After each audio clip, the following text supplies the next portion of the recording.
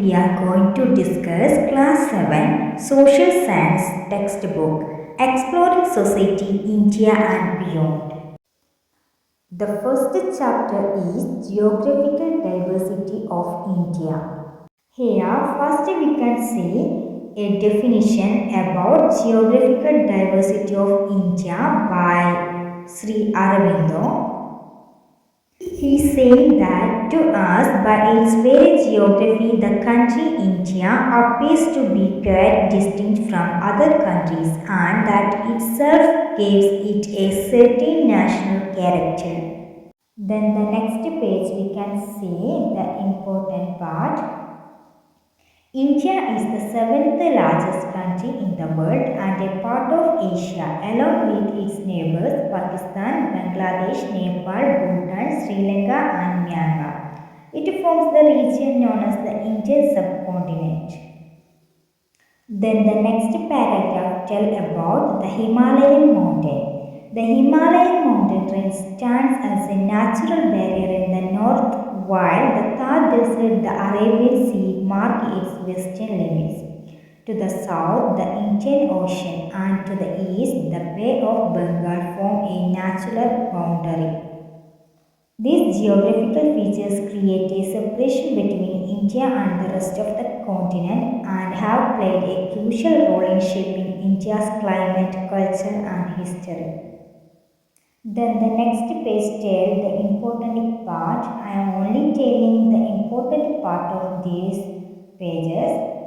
In the summer, the snow on the mountain melts and fades. Major rivers such as the Ganga, Indus and Brahmaputra, these rivers and their tributaries provide water for drinking, farming and industrial use, connecting with the lives of hundreds of millions of people. Then the next page, the Himalayas are broadly categorized into three main ranges. They are the Himadri, the Himachal, the Shivalik. The Himadri. The greater Himalayas are the highest and most rugged part of the range, home to towering peaks like Mount Everest and Kanchenjunga. This region remains snow-covered throughout the year. Life here is tough and there are not many human settlements.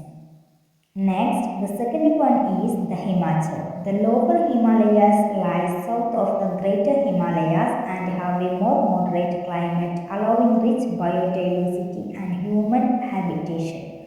Popular hill stations such as Nainital, Darjeeling, Shimla and Mussoorie are located in this region.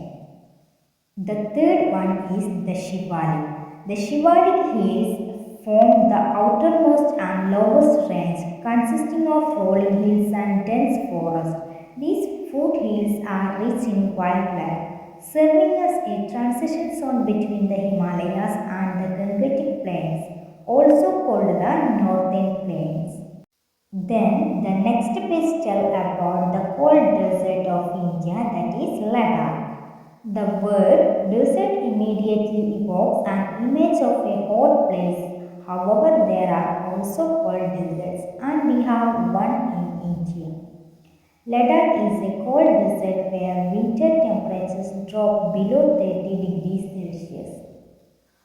We already know that there is very little rainfall and the landscape is rugged with rocky terrain, deep valleys and lakes such as Pangong Tso. Tso means lake. The terrain here resembles that of the moon, hence it is called moonlight. In next page tell about the important part, that is, despite the harsh conditions, Ladakh is home to unique wildlife like snow leopards, leopards, and Tibetan antelopes. The Ladakhi people led a simple life. The region is known for its ancient monasteries and colorful festivals such as Losar and the Hemis festival. Next, we are going to discuss about the Gangetic Plains. It is situated in Uttar Pradesh, Bihar and West Bengal. These plains have been an important part of the history and civilization of India. These plains are nourished by mighty rivers originating from the Himalayas, providing a vital lifeline water. The Ganga, Indus, and Brahmaputra river systems, along with their extensive network of tributaries, enrich the soil with minerals, making the region highly fertile and ideal for agriculture. The rivers bring with them minerals that enrich the soil, enabling abundant agriculture. The rivers are also a source for generating electricity.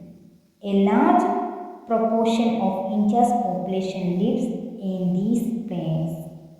Next, we are going to discuss about the Great Indian Desert or Thar Desert, situated in Rajasthan.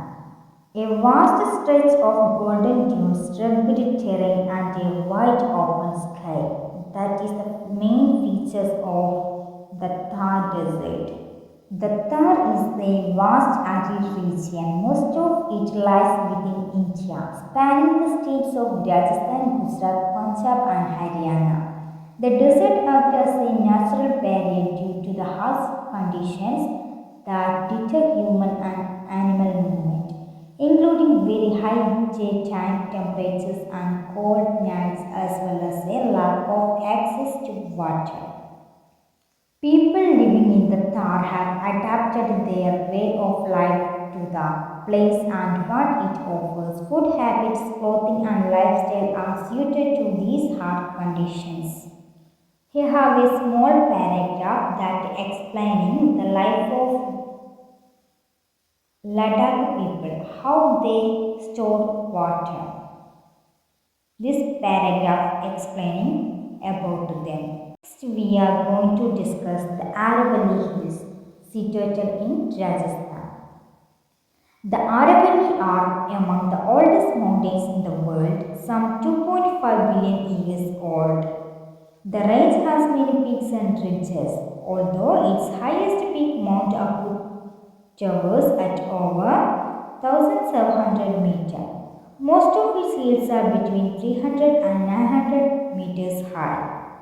The next page tells about the main features of the Aravalli Hills. The Aravalli is rich in minerals like marble, granite, zinc, and copper, has supported mining and construction activities for centuries. In fact, evidence from its ancient mines at Savar has shown that over 8 centuries ago, Indians were the first in the world to master the delicate process of extraction of zinc.